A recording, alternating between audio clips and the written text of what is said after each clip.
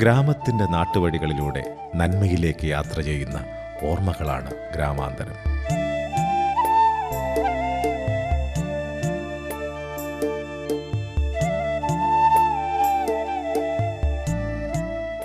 തച്ചങ്കുന്നിൻ്റെ ഇടവഴികളിൽ നിന്ന് എഴുത്തിൻ്റെ വിശാല വഴികളിലേക്ക് നടന്നു കയറിയ UK കുമാരൻ എന്ന എഴുത്തുകാരൻ ഓർമ്മകളിലെ ഗ്രാമാന്തരങ്ങളിലേക്ക് നടക്കുകയാണ്.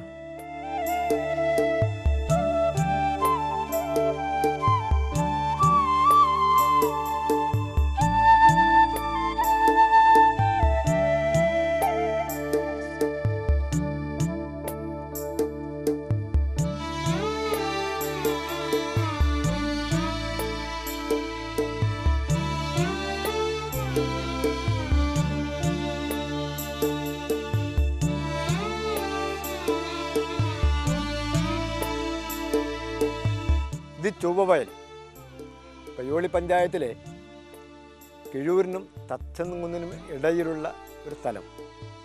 ഇവിടെയാണ് ഞാൻ കളിച്ചു വളർന്നത്. തൊട്ടപ്പുറത്ത് ഞാൻ പഠിച്ച സ്കൂൾ കിഴൂർ AUP സ്കൂൾ. ഇവിടെ 1ാം ക്ലാസ് തൊട്ട് 7ാം ക്ലാസ് വരെ ഞാനിവിടെ പഠിച്ചിട്ടുണ്ട്. ചൊവ്വവയലിന് ഒരുപാട് ചരിത്രമുണ്ട്. ഈ ചരിത്രം ഒരുപക്ഷെ നമ്മുടെ മറ്റു സ്ഥലങ്ങൾക്ക് ഒന്നുമില്ലാത്തൊരു ചരിത്രമാണ്. നമ്മൾ ഇന്നീ കാണുന്ന രീതിയിലുള്ള ഒരു വയലായിരുന്നില്ല മുമ്പ്. വളരെ വിശാലമായ സ്ഥലം. ഈ സ്ഥലത്ത് വെച്ചാണ് ഒരുപക്ഷെ എൻ്റെ ഓർമ്മകൾക്കപ്പുറം ഇവിടെ വളരെ സജീവമായ ഒരു കന്നുകാലി ചന്തയുണ്ടായിരുന്നു. പക്ഷേ ഇന്നത്തെ തലമുറയ്ക്ക് അത് കേട്ടാൽ മനസ്സിലാവില്ല, ഓർമ്മയുണ്ടാവില്ല. ഞാനൊരു 10ാം ക്ലാസ് പഠിക്കുന്നതോടുകൂടി അത് അവസാനിക്കേണ്ടായി. ഈ കന്നുകാലി ചന്ത ഒരുപക്ഷെ ഉത്തര കേരളത്തിൽ ആദ്യമായിട്ട് അരങ്ങേറുന്ന ചന്തകളിലൊന്നാണ്. ഇവിടെ ചന്തക്കാലമായാൽ ഈ പ്രദേശത്തിൻ്റെ മുഖഭാവം അപ്പാടെ മാറും. പല ഭാഗത്തു നിന്നും ധാരാളം കന്നുകാലികൾ ഇവിടെ വന്നെത്തുന്നു. ഒരുപക്ഷെ തച്ചങ്കുന്നിലെയും കിഴൂരിലെയും ഇടവഴിയിലൂടെ നടക്കുമ്പോഴേ ഇവിടെ ആ വഴികളിലൂടെയൊക്കെ തന്നെ കന്നുകാലിയുടെ പ്രവാഹമായിരിക്കും. കുടമണികൾ കുലുക്കിയുള്ള അവയുടെ വരവ് ഇപ്പോഴും എനിക്ക് ഓർമ്മയുണ്ട്. അവരൊക്കെ തന്നെ തമ്പടിച്ചിരുന്നത് ഈ സ്ഥലത്താണ്. ഇവിടെ താൽക്കാലികമായ തൊഴുത്ത് എന്ന് പറയുന്ന ആലകൾ കെട്ടി അവർ പല നാടുകളിൽ വന്ന ആളുകൾ താമസിക്കുന്നു. അപ്പം അത്രമാത്രം സജീവം വൃശ്ചിക മാസമായി കഴിഞ്ഞാൽ ഇവിടെ ഉണ്ടാകും.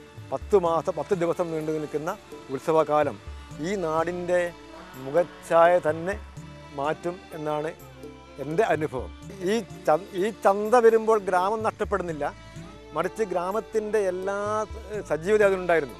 ഇവിടെ കന്നുകാലി ചന്ത നടക്കും. അപ്പുറത്ത് പലതരം വിൽപ്പനകൾ നടക്കുന്ന അവിടെ കിഴൂർ പൂവെടിത്തറയ്ക്ക് ചുറ്റും വളരെ വിശാലമായ വ്യാപാര സംഖ്യകളുണ്ടാകും. അപ്പോൾ ആ കാലത്ത് നാട്ടിലുണ്ടാക്കുന്ന എല്ലാ വസ്തുക്കളും വിറ്റഴിയുന്ന കേന്ദ്രമായിരുന്നത് അവിടെ. അപ്പോൾ ഇന്ന് പക്ഷേ സൂപ്പർ മാർക്കറ്റ് എന്ന് നമ്മൾ വ്യാഖ്യാനിക്കുന്ന അതിൻ്റെ ഒരു പ്രാകൃത രൂപം എല്ലാ നാടൻ വസ്തുക്കളും അവിടെ വിൽപ്പനയ്ക്ക് ഉണ്ടാകും. ഒരുപക്ഷെ പിന്നീട് ഒരു കൊല്ലക്കാലത്തേക്ക് വേണ്ട സാധനങ്ങൾ ആൾ വാങ്ങുന്നത് ഈ ചന്തയിൽ വെച്ചാണ്. അപ്പോൾ ഒരു ഭാഗത്ത് കൃഷിവൃത്തിയുടെ ഭാഗമായിട്ട് കന്നുകാലി വിൽപ്പനയും അപ്പുറത്ത് മറ്റു ഉൽപ്പന്നങ്ങൾ വിൽക്കുന്ന ഒരു വലിയൊരു സജീവമായ ഗ്രാമീണ ചന്തയാണ് അവിടെ ഉണ്ടായിരുന്നത്. എന്നാൽ ചന്തയെ ഇല്ല, അങ്ങനെ സങ്കല്പം അവിടെ ഇല്ലെന്നുള്ളത്. ഗ്രാമീണ ചന്ത സംസ്കാരം ഇല്ലാതായതോടുകൂടി നമ്മളുടെ മനസ്സിലെ നന്മയും സത്യസന്ധതയും ചോർന്നു പോയി എന്നിരിക്കുന്ന ഒരാളാണ് ഞാൻ. കാരണം അവിടെ കുട്ടിക്കാലത്ത് ഇത്തരം ചന്തകൾ വരുമ്പോൾ അവിടെ ഒരിക്കൽ പോലും കൃത്രിമമായ ഒന്നും ഉണ്ടായിരുന്നില്ല. ആരെയും പറ്റിക്കുന്ന ഒരു സ്വഭാവം കച്ചവടം ഉണ്ടായിരുന്നില്ല. എല്ലാം വളരെ സത്യസന്ധമായ ഇടപാടുകൾ. അതേപോലെ തന്നെ കന്നുകാലി ചന്തയിൽ വരുമ്പോഴും ഒരു കള്ളമൂരിയെ ആരും വിൽക്കാൻ കൊണ്ടുവരില്ല, കള്ളക്കച്ചവടം നടത്താറില്ല. അത്രയും പവിത്രമായിട്ട് കാണുന്ന ഒരു സ്വഭാവം അക്കാലത്തുണ്ടായിരുന്നു. എനിക്ക് എൻ്റെ അച്ഛൻ ഇത്തരം കച്ചവടത്തിൽ ഏർപ്പെട്ട ആളായിരുന്നു. അപ്പോൾ എനിക്ക് നേരിട്ട് അറിയാവുന്ന സംഭവമാണ്. പലരും ഒരിക്കൽ പോലും ഇവിടെ വരുന്ന ആളുകളെ പറ്റിക്കണമെന്ന് ഈ നാട്ടുകാർക്കും ഇല്ല. അപ്പോൾ ഇവിടെ ഈ പല ഭാഗത്തുനിന്നും ഇവിടെ ആൾക്കാർ വരും, പക്ഷെ ഒരിക്കൽ പോലും അവരെ പറ്റിക്കാറില്ല. ഇവിടെയുള്ള വീടുകളിലൊക്കെ തന്നെ അവർ താമസിക്കുന്നു. താമസിക്കുകയാണ്.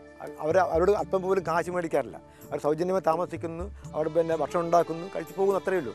അപ്പോൾ ഇത്തരത്തിലുള്ള വളരെ വിപുലമായൊരു സൗഹൃദ ബന്ധം അക്കാലത്തുണ്ടായിരുന്നു.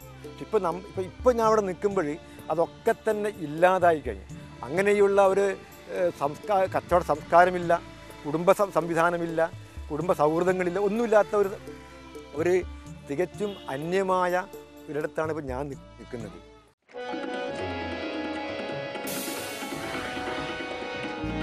ഈ വയൽ വീണ്ടും സജീവമാകുന്നത് പിന്നീട് നാടകങ്ങൾ അരങ്ങേറുമ്പോഴാണ്. നമ്മൾ സാധാരണ പറയാറുള്ളത് പോലെ കൃഷി കഴിഞ്ഞ്, ഉത്സവം കഴിഞ്ഞ് പിന്നീട് ഒരു വെള്ളരി നാടകം എന്ന് പറയുന്ന ആ സങ്കല്പത്തിൽ നാടകമല്ല ശരിക്കും. ഒരു പൊറാട്ട നാടകമായിരുന്നില്ല. യഥാർത്ഥത്തിൽ നല്ല നാടകബോധമുള്ള ഒരുപാട് ആളുകൾ ഈ പ്രദേശത്തുണ്ടായിരുന്നു. അവരൊക്കെ തന്നെ വളരെ ഗൗരവത്തോടു കൂടി ഓരോ വർഷവും ഓരോ നാടകം അവതരിപ്പിക്കും. പല സംഘങ്ങളുണ്ട്. അവരിൽ പലരും തന്നെ യഥാർത്ഥത്തിൽ ഇവിടെയുള്ള സാധാരണ കർഷക തൊഴിലാളികൾ, ചുമട്ടു തൊഴിലാളികൾ, തയ്യൽ തൊഴിലാളികൾ, അങ്ങനെ ആ മേഖലയിൽപ്പെട്ട ആളുകൾ ജോലി കഴിഞ്ഞ് വന്നാൽ നാടകം പഠിക്കുകയായി. പിന്നെ നാടകത്തിന് വേണ്ടി ദിവസം രാത്രി മുഴുവൻ ഉറക്കൊഴിക്കും. അങ്ങനെ കാണുന്ന ഒരുപാട് പേരെ ഞാൻ എൻ്റെ കുട്ടിക്കാലത്ത് കണ്ടിട്ടുണ്ട്. അങ്ങനെ അവർ വളരെ ഗൗരവത്തോടെ നാടകം അവതരിപ്പിക്കുന്നു. അക്കാലത്ത് ഇവിടെ ടിക്കറ്റ് വെച്ച് നാടകം ഉണ്ട്. നമുക്ക് സങ്കല്പിക്കാൻ കഴിയില്ല. കാരണം ഈ വയലിൽ ടിക്കറ്റ് വെച്ച് നാടകത്തിന് ടിക്കറ്റ് വാങ്ങാൻ ആളുകൾ ക്യൂ ഉണ്ടായിട്ടുണ്ട്. ഇതൊക്കെ ഞാൻ കുട്ടിക്കാലത്ത് കണ്ടിട്ടുണ്ട്.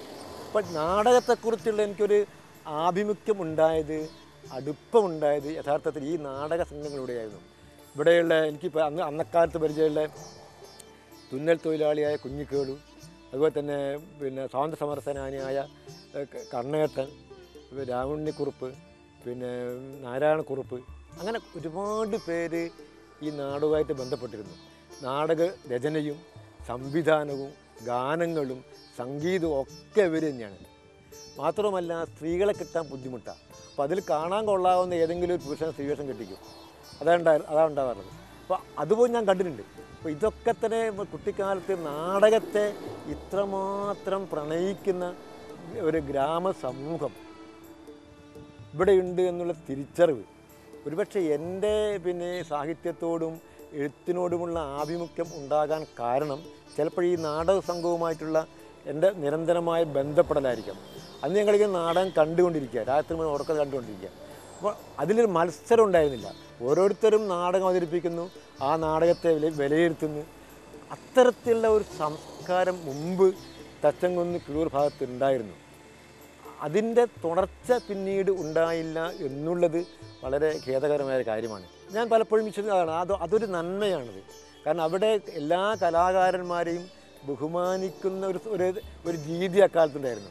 പിന്നീട് എങ്ങനെയോ അതൊക്കെ തന്നെ ഇല്ലാതായി പോകുന്നു എന്നുള്ളത് സത്യമാണ്. ഇപ്പോൾ ഇവിടെ ഇടയ്ക്കിടയ്ക്ക് ചില കലാകാരന്മാർ രംഗത്ത് വരുന്നുണ്ട്.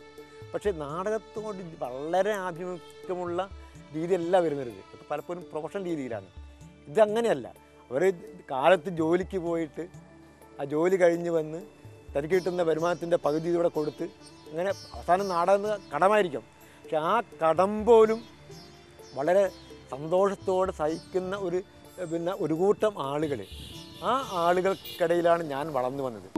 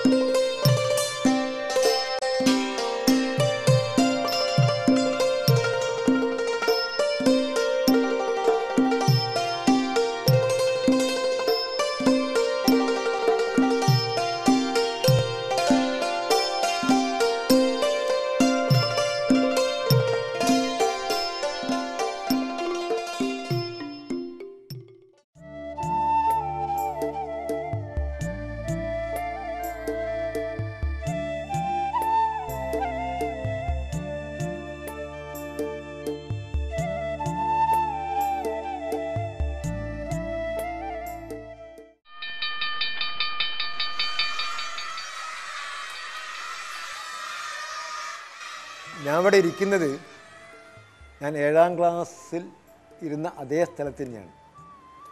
കിഴൂർ AUP സ്കൂൾ 100 വർഷം പൂർത്തിയാക്കിയ സ്കൂളാണ്. ഇവിടെ പഠിക്കാൻ കഴിഞ്ഞത് ഒരുപക്ഷെ എൻ്റെ ഒരു ഭാഗ്യമായിട്ട് കരുതുന്നതാണ്. കാരണം എന്ന് വെച്ചാൽ ഇവിടെ എന്നെ പഠിപ്പിച്ച അധ്യാപകന്മാർ അവർക്ക് സാഹിത്യത്തിൽ വളരെയേറെ താല്പര്യമുണ്ടായിരുന്നു. ഇപ്പോഴും എനിക്ക് ഓർമ്മയുണ്ട്, എൻ്റെ കുട്ടിക്കാലത്ത് ശങ്കരക്കുറുപ്പിൻ്റെ പെരുന്തച്ചൻ എന്ന കവിത, അതുപോലെ തന്നെ വൈലോപ്പിയുടെ മാമ്പഴം എന്ന കവിത, ഇതൊക്കെ തന്നെ ഞാൻ കേട്ടത് 4ാം ക്ലാസ്സിലോ 5ാം ക്ലാസ്സിൽ പഠിക്കുമ്പോഴാണ്.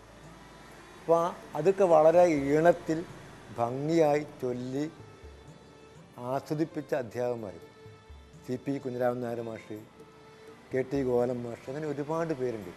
പക്ഷെ ഇവരൊക്കെ തന്നെ യഥാർത്ഥത്തിൽ എനിക്കിപ്പോൾ തോന്നുന്നു വായിക്കുവാനുള്ള എൻ്റെ ആഗ്രഹത്തെ വളർത്തിയെടുത്തു. അതേപോലെ തന്നെ സാഹിത്യം ആസ്വദിക്കുവാൻ എനിക്ക് പ്രേരണയുണ്ടാക്കി. ഇവിടെ ഞങ്ങളിങ്ങനെ കാലത്ത് വരുന്നത് ഒരിക്കൽ പോലും സ്കൂളിലേക്ക് ഭീതിയോടെ ആയിരുന്നില്ല. നമ്മൾ പിന്നെ വയൽവരമ്പിലൂടെ ഇങ്ങനെ ഓടിക്കിതച്ച് സ്കൂളിലെത്തുന്നത് യഥാർത്ഥത്തിൽ മാഷന്മാരുടെ നല്ല കഥകൾ കേൾക്കാൻ വേണ്ടിയാണ്. അതിന് പുറമെ അവർ പുസ്തകങ്ങൾ വായിക്കാൻ പ്രേരിപ്പിച്ചിരുന്നു. പലപ്പോഴും അക്കാലത്ത് ഇങ്ങനെ എൻ്റെ കൂടെ ഇരിക്കുന്ന വിദ്യാർത്ഥികളിൽ മടിയുള്ള ആരും തന്നെ ഉണ്ടായിരുന്നില്ല. എല്ലാവരും വളരെ സജീവമായിട്ട് സ്കൂളിൽ വരുന്ന ആളുകളാണ്.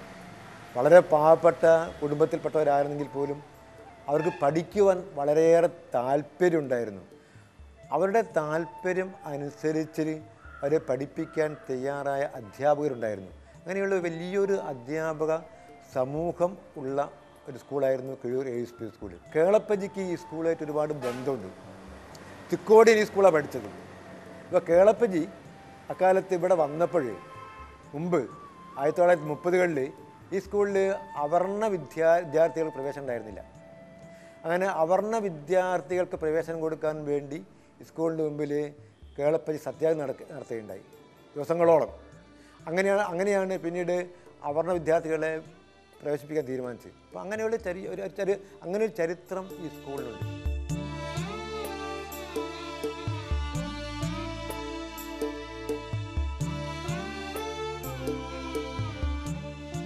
സ്കൂളിലേക്ക് വരിക എന്ന് പറഞ്ഞാൽ എന്നെ സംബന്ധിച്ചോളം ഏറ്റവും സന്തോഷം ഉണ്ടാക്കുന്ന കാര്യമാണ്. കാരണം സ്കൂളിലേക്ക് വരുമ്പോഴാണ് എനിക്ക് ധാരാളം പക്ഷികളുടെ പാട്ട് കേൾക്കാൻ കഴിയുക. കാരണം അക്കാലത്ത് ധാരാളം പക്ഷികൾ ഈ പ്രദേശത്തുണ്ടായിരുന്നു. ഒരുപാട് പച്ചപ്പ് ഇവിടെ ഉണ്ടായിരുന്നു. അപ്പോൾ അങ്ങനെ പലതരം പക്ഷികളുടെ പാട്ട് കേൾക്കാൻ കഴിയുക, പലതരം ആളുകളെ കാണാൻ കഴിയുക, പലതരം ആളുടെ ശബ്ദം കേൾക്കാൻ കഴിയുക, അങ്ങനെ വയൽവരമ്പിലൂടെയും ഇടവഴിയിലൂടെയൊക്കെ വരുമ്പോൾ അത് നല്ലൊരു അനുഭവം സ്കൂളിലേക്ക്. പിന്നെ സ്കൂൾ വന്നു കഴിഞ്ഞാൽ പലപ്പോഴും എനിക്ക് തോന്നുന്നത് ഈ മഴയെ എനിക്ക് ഇഷ്ടപ്പെടാൻ ഇടയാക്കിയത് സ്കൂളിലെ അന്തരീക്ഷമുണ്ട്. കാരണം അന്നിവിടെ ഓട് മേഞ്ഞിരുന്നില്ല. ചുറ്റും ചെറിയ ചെറിയ ഒരുപാട് ധാരാളം മരങ്ങളുണ്ടാവും. അപ്പം മഴ പെയ്തു കഴിഞ്ഞാൽ ഓല പരപ്പിലൂടെ ഇങ്ങനെ വെള്ളം കുത്തിയൊലിക്കും. അപ്പം അതിൻ്റെ ഒരു താളം വളരെ മനോഹരമാണ്. അത് കേട്ടുകൊണ്ടിരിക്കുക എന്നുള്ള നല്ലൊരു അനുഭവം. അതുപോലെ തന്നെ മഴ പെയ്യുമ്പോൾ പുറത്തേക്ക് നോക്കിയിരിക്കുക. ധാരാളം മരങ്ങളുണ്ട്. മരങ്ങളിങ്ങനെ മഴയിൽ ആടുന്നതൊക്കെ കണ്ടുകൊണ്ടിരിക്കുക എന്നുള്ളത് ഏറ്റവും ഹൃദ്യമായൊരു അനുഭവമായിരുന്നു എനിക്ക്. അപ്പം അത്തരത്തിലുള്ള ഒരുപാട് കാര്യങ്ങൾ മാത്രം അതിനിടയിലായിരിക്കും എൻ്റെ ഏറ്റവും പ്രിയപ്പെട്ട അധ്യാപകൻ വന്ന് ഒരു നല്ല കഥ പറഞ്ഞു തരുന്നത്. ഇപ്പോൾ കുട്ടിക്കാലത്ത് ഞാൻ കേട്ട കഥകൾ കണക്കില്ല അധ്യാപകൻ പറഞ്ഞു തന്നാൽ. അപ്പോൾ ഇതൊക്കെ തന്നെ യഥാർത്ഥത്തിൽ എനിക്ക് തോന്നുന്നു ഇപ്പം എഴുതുവാനും വായിക്കുവാനുമുള്ള എൻ്റെ അഭിരുചിയെ വളർത്തിയ ഏറ്റവും നല്ല അന്തരീക്ഷമായിരുന്നു എന്നുള്ളതാണ്. അപ്പോൾ എനിക്കിപ്പോഴും പിന്നെ എൻ്റെ മാതൃവിദ്യാലയത്തെക്കുറിച്ച് ഓർക്കുമ്പോൾ ഞാൻ കാണുന്നത് ഈ ഗ്രാമത്തിലെ ഒരു സ്കൂള്. ഗ്രാമത്തിലെ സ്കൂൾ എന്ന് പറയുമ്പോൾ അതിൻ്റെ എല്ലാ നന്മകളുമുള്ള സ്കൂള്. പലപ്പോഴും കുട്ടികൾ പട്ടിണി കിടന്ന ക്ലാസ്സിൽ വരിക. അന്ന് വയറ് നിറച്ച് ഭക്ഷണം കഴിക്കുന്ന കുട്ടികൾ വളരെ കുറവേ ഉണ്ടായിരുന്നുള്ളൂ. അപ്പോൾ അവർ പറയുന്ന കഥകൾ, വീട്ടിലെ പട്ടിൻ്റെ കഥകൾ, ദാരിദ്ര്യത്തിൻ്റെ കഥകൾ ഒക്കെ അവർ പരസ്പരം പങ്കുവെക്കും. അപ്പോഴാണ് ഞാൻ മനസ്സിലാക്കുന്നത് ഇങ്ങനെയുള്ള ആളുകൾ നമ്മുടെ ചുറ്റുമുണ്ടല്ലോ എന്നുള്ള ഒരു തിരിച്ചറിവ് യഥാർത്ഥത്തിൽ അന്നാണ് എനിക്കുണ്ടായത്. സ്കൂളിലേക്ക് പോകുമ്പോൾ ഞാൻ ഇടവഴിയുടെ വരിക, ഇടവഴിയുടെയും വയൽവരമ്പിലൂടെയും തോട്ടിലൂടെയൊക്കെ സ്കൂളിലേക്ക് വരിക. അപ്പോൾ അതുണ്ടാക്കുന്ന കാഴ്ചകളുണ്ട്. ഇപ്പോൾ നമ്മൾ വയൽവരമ്പിലൂടെ നടക്കുമ്പോൾ പെട്ടെന്നായിരിക്കും തെന്നിപ്പോവുക, കാൽ തെന്നിപ്പോവുക. അപ്പോൾ ആ കാൽ തെന്നിപ്പോകുന്ന അനുഭവം ഏറ്റവും നല്ല ആഹ്ലാദകരമായിരിക്കും. അപ്പോൾ വീഴില്ല, പക്ഷേ വീഴാൻ ഭാവിക്കും. ഇപ്പം വീഴാൻ ഭാവിക്കുമ്പോൾ ഉള്ള ഒരു മുഹൂർത്തമുണ്ടല്ലോ, ആ മുഹൂർത്തത്തിൽ നേരെ നിൽക്കുന്നത്. അപ്പോൾ അതുണ്ടാക്കുന്ന ഒരു സന്തോഷമുണ്ട്. അപ്പോൾ അതൊക്കെ തന്നെ ഇത്തരം യാത്രകളിലാണ് ഉണ്ടാവുക. കാരണം ഒറ്റ വരമ്പിലൂടെ യാത്ര. അപ്പോൾ ഇടവഴിയിലൂടെ പോകുമ്പോഴായിരിക്കും എതിരെ ഒരു കെട്ടുപിടിച്ച ഒരു പശു ഇറങ്ങി വരിക. അപ്പോൾ നമ്മൾ ആകപ്പാട് പരിഭ്രമിക്കും. പക്ഷേ പശു നമ്മളെ കാണാതെ നടന്നു പോകുമ്പോൾ തിരിച്ച് നമ്മൾ മതിലോട് കൊള്ളിനോട് ചോരം ചേർന്ന് നിൽക്കും. അപ്പോൾ ആ പശു എന്നെ കണ്ടില്ലെന്ന ഭാവത്തോടു കൂടി തലയും കുലുക്കി പോകുമ്പോൾ ഉണ്ടാകുന്ന സന്തോഷം, അങ്ങനെ അത്തരത്തിലുള്ള ഒരുപാട് ചെറിയ ചെറിയ സന്തോഷങ്ങൾ അക്കാലത്ത് എനിക്കുണ്ടായിരുന്നു. അവിചാരിതമായി കിട്ടുന്ന സന്തോഷങ്ങൾ അത് പിന്നീട് ഒരിക്കൽ പോലും ഉണ്ടാക്കാൻ കഴിയില്ല. ഇപ്പോൾ നഗരത്തിൽ പോയാൽ ആ അനുഭവം ഉണ്ടാവില്ല. നഗരത്തിൽ പോയാൽ വയൽവരമ്പ് കണ്ടെത്താൻ കഴിയില്ല, ഇടവഴി കണ്ടെത്താൻ കഴിയില്ല, കെട്ടുപൊട്ടി ഓടുന്ന ഒരു പശുവിനെയോ കന്നുകുട്ടിയോ കാണാൻ കഴിയില്ല, പേടിയില്ല. ഇന്നത്തെ കുട്ടികൾക്ക് അതൊക്കെ നഷ്ടപ്പെട്ടു പോയിരിക്കുകയാണ്. അപ്പോൾ അന്നൊക്കെ അതുണ്ടായിരുന്നു എന്നുള്ളത് വളരെ സുന്ദരമായ ഒരു കാലഘട്ടത്തിൻ്റെ ഓർമ്മയാണത് എൻ്റെ മനസ്സിൽ.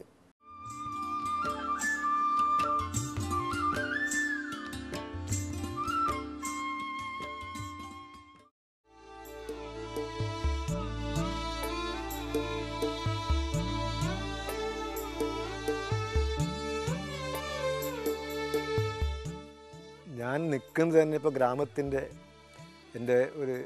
അതിനെക്കുറിച്ചുള്ള സങ്കല്പത്തിൻ്റെ നടുവിലാണ് ഞാൻ നിൽക്കുന്നത്. കാരണം ഇത് മൂരാട് പുഴയുടെ ഭാഗമാണ് ഈ സ്ഥലം. ഇവിടെ ഞങ്ങൾ എൻ്റെ കുട്ടിക്കാലത്ത് മിക്ക ദിവസങ്ങളും വൈകുന്നേരം ഇവിടെ വരും. ഇവിടെ വന്നിരുന്ന് ഒന്നുകിൽ പുഴയിൽ നീന്തി കളിക്കാൻ പോകും, പുറത്തിരുത്തിരിക്കും. അങ്ങനെ ഒരു കാലം ഉണ്ടായിരുന്നു. മാത്രമല്ല ഇവിടെ ഏറ്റവും ആകർഷിച്ച ഓണക്കാലത്ത് ഞങ്ങൾ പൂ പറിക്കാൻ വരുന്ന സ്ഥലം ഇവിടെയാണ്. ഇവിടെ നിരവധി ഇതിൻ്റെ തീരങ്ങളിൽ പൂക്കൾ ധാരാളം ഉണ്ടാവും, കണ്ണന്താളി പൂക്കൾ ഉണ്ടാവും, തുമ്പപ്പൂക്കൾ ഉണ്ടാവും. ഇതൊക്കെ തന്നെ സമൃദ്ധമായി പറിച്ചെടുക്കാൻ പറ്റിയ ഒരു സ്ഥലം ഇവിടെയാണ്. അപ്പോൾ മിക്ക ഓണക്കാലം ഞങ്ങളൊക്കെ തന്നെ കുട്ടികൾ ഇവിടെ ഈ ഭാഗത്താണ് വരിക ഇത് പറിക്കാൻ വേണ്ടിയിട്ട്. അങ്ങനെയുള്ളൊരു സമൃദ്ധമായൊരു ഓർമ്മ എനിക്കിപ്പോഴുണ്ട്. ഇന്നിപ്പോൾ പുഴയുടെ സ്വഭാവം തന്നെ മാറിപ്പോയി. മാത്രമല്ല ഇപ്പോൾ ഇവിടെ നിൽക്കുമ്പോൾ എന്നെ ദുഃഖിപ്പിക്കുന്ന കാര്യം വെച്ചാൽ ഇതിൽ തീരത്തൊന്നും ചെടികളില്ല എന്നുള്ളതാണ്. അന്ന് ഞാൻ കണ്ട അരിപ്പൂക്കാടുകളില്ല, തുമ്പയില്ല, കണ്ണന്താളിപ്പൂക്കളൊന്നും ഇപ്പോൾ ഇല്ല.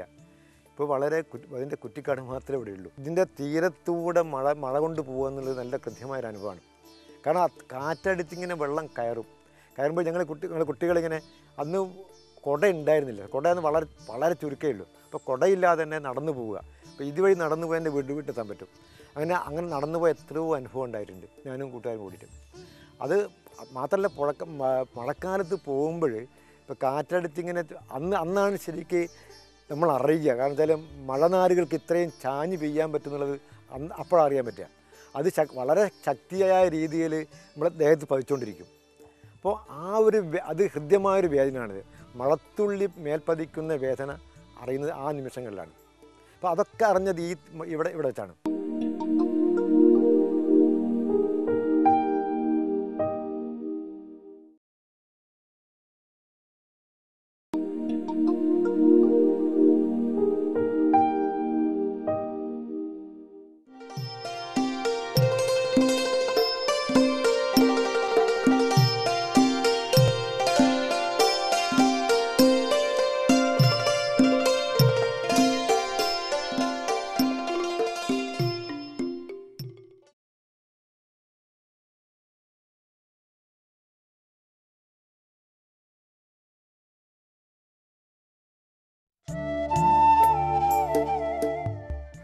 തച്ചൻകുന്നിലെ ഏറ്റവും പ്രത്യേകത ഞാൻ കാണുന്നത് അതിലെ ഇടവഴികളാണ്. വേലിപ്പടർപ്പുകൾ നിറഞ്ഞ മരക്കൊമ്പുകളും വള്ളിപ്പടർപ്പുകളും വഴിയിലേക്ക് തൂങ്ങി നിൽക്കുന്ന ഒരുതരം ഇരുൾ പടർന്ന ഇടവഴികൾ പലയിടത്തും തച്ചൻകുന്നിലുണ്ട്. ചിലയിടത്തൊക്കെ മതിൽ വന്നെങ്കിൽ പോലും ഇന്നും ആ ഗ്രാമീണത തച്ചൻകുന്ന് കാത്തു സൂക്ഷിക്കുന്നുണ്ട്. ഒരുപക്ഷെ അതായിരിക്കാം എന്നെ തച്ചൻകുന്നിലേക്ക് വീണ്ടും വീണ്ടും വരാൻ പ്രേരിപ്പിച്ചത്. ഇവിടെ എത്തുമ്പോൾ ഞാൻ അറിയുന്നത് കുട്ടിക്കാലത്ത് ഞാൻ കേട്ട ഒരുപാട് ഹൃദ്യമായ ശബ്ദങ്ങൾ, പലതരം കിളികളുടെ ചിലമ്പലുകൾ, അതുപോലെ തന്നെ അതിൻ്റെ ഇരുൾ നിറഞ്ഞ ഒളിയിടങ്ങൾ, ഇങ്ങനെ തന്നെ പല സ്ഥലങ്ങളും കാണാൻ കഴിയും. പക്ഷേ ഇന്നും അത് മാറിക്കൊണ്ടിരിക്കുന്നു എന്നുള്ളതും ഒരു ദുഃഖസ്മരണയാണ്. കാരണം പലയിടത്തും വൻ മതിൽക്കെട്ടുകൾ വന്നു. ഈ മതിൽക്കെട്ട് വരുമ്പോൾ അതിനർത്ഥം മനുഷ്യബന്ധങ്ങൾ അകന്നു പോകുന്നു എന്നുള്ളതാണ്. മുമ്പ് അതായിരുന്നില്ല. മുമ്പ് നമുക്ക് വേലിയുടെ അപ്പുറത്തും ഇപ്പുറത്തും നിന്നും സംസാരിക്കുന്ന അയൽവക്കക്കാരെ കാണാമായിരുന്നു. പക്ഷേ ഈ വലിയ മതിലുകളും അതുപോലെ തന്നെ ഗേറ്റുകൾ വന്നപ്പോൾ തന്നെ അത് ഇല്ലാണ്ടായി. ഇതൊരു വലിയൊരു വ്യക്തി എന്നുള്ള നിലയിൽ എന്നെ ദുഃഖിപ്പിക്കുന്ന ഒരു കാര്യമാണത്. പക്ഷേ എങ്കിലും തച്ചങ്കുന്നിൽ ഗ്രാമീണതയുടെ അടയാളമായി മുമ്പൊക്കെ പറയാറുള്ളത് നമ്മുടെ നാട്ടിൻപുറം നന്മകളാൽ സമൃദ്ധം എന്നുള്ളതാണ്. പക്ഷേ ഇന്ന് നമ്മുടെ അത്തരം സങ്കല്പങ്ങളൊക്കെ തന്നെ ഏറെക്കുറെ മാറിപ്പോയി. പക്ഷെ എങ്കിലും ഞാൻ വിശ്വസിക്കുന്നത് കുറേയൊക്കെ നമ്മുടെ അത്തരം നന്മയുടെ തുരുത്തുകൾ പലയിടത്തും ഉണ്ട് എന്നുള്ളതാണ്. അത് ഓർമ്മിപ്പിക്കുന്ന ചില സ്ഥലങ്ങളാണ് ഇത്തരം ഗ്രാമീണ ഇടവഴികൾ, ഗ്രാമീണ ആചാരങ്ങൾ, ഗ്രാമീണ സദസ്സുകൾ, ഗ്രാമീണ യാത്രകൾ. ഇതൊക്കെ നമുക്ക് തിരിച്ചു പിടിക്കാൻ കഴിയുമെങ്കിൽ ചിലപ്പോഴെങ്കിലും നമുക്ക് ആ ഗ്രാമസങ്കല്പത്തെ നിലനിർത്താൻ സാധിക്കും എന്ന് കരുതുന്ന ഒരാളാണ് ഞാൻ. അതുകൊണ്ട് ആയിരിക്കാം ഒരുപക്ഷെ ഗ്രാമത്തിനെക്കുറിച്ച് പലപ്പോഴും ഞാൻ എഴുതിക്കൊണ്ടിരിക്കുന്നു, ധാരാളം സംസാരിക്കുന്നു. നമുക്ക് ഇത്തരം സംസാരങ്ങളിലൂടെ, എഴുത്തിലൂടെ നമുക്ക് ഒരു ഗ്രാമീണ ബോധം നിർത്താൻ കഴിയുമോ എന്നുള്ള ചെറിയൊരു അന്വേഷണവും എൻ്റെ ഭാഗത്തുനിന്ന് ഉണ്ട് എന്ന് വിശ്വസിക്കുന്ന ഒരാളാണ് ഞാൻ. അത് പലപ്പോഴും എൻ്റെ എഴുത്തിലും സംസാരത്തിലും പ്രകടമാകുന്നുണ്ട് എന്ന് ഞാൻ കരുതുന്നു. ഗ്രാമം എന്നുള്ളത് ഓരോ വ്യക്തിയെ സംബന്ധിച്ചിടത്തോളം പല പല തലത്തിലാണ് അനുഭവം ഉണ്ടാക്കുക. എന്നെ സംബന്ധിച്ചിടത്തോളം ഞാനെന്നെ കാണുന്നത് എൻ്റെ ഏറ്റവും വലിയ സൗഖ്യം എന്നുള്ളതാണ്. അത് ചിലപ്പോൾ അത് സാമൂഹ്യ ബന്ധങ്ങളിൽ നിന്നാകാം, ചിലപ്പോൾ അവരുടെ ജീവിതമാകാം, ചിലപ്പോൾ എൻ്റെ ആദ്യകാല ഓർമ്മകളാകാം. ഇത് പല പല പല വ്യക്തികൾക്കും പലതരത്തിൽ അനുഭവപ്പെടുന്നുണ്ടായിരിക്കും. പക്ഷെ എങ്കിലും ഒറ്റ വാക്കിൽ നമ്മളതിനെ സമന്വയിക്കുകയാണെങ്കിൽ ഗ്രാമം എന്നുള്ളത് നമ്മുടെ മനസ്സിൻ്റെ ഒരു സ്വാസ്ഥ്യമായ അനുഭവമാണ്. ആ അനുഭവത്തിലേക്ക് നമ്മൾ മടങ്ങാൻ ആഗ്രഹിക്കുമ്പോൾ തീർച്ചയായിട്ടും ഓരോ വ്യക്തിയുടെ മനസ്സിലും ഇത്തരത്തിലുള്ള ഒരു ഗ്രാമസങ്കല്പമുണ്ടായിരിക്കാം. അത് നമുക്ക് ആത്യന്തികമായിട്ട് നമ്മെ നന്മയിലേക്ക് നയിക്കുന്ന, സാന്ത്വനത്തിലേക്ക് നയിക്കുന്ന ഒരു ഘടകമാണ് എന്ന് ഞാൻ വിശ്വസിക്കുന്നു. അതുകൊണ്ടായിരിക്കാം ഗ്രാമം എന്നെ ഇപ്പോഴും മോഹിപ്പിക്കുന്നത്.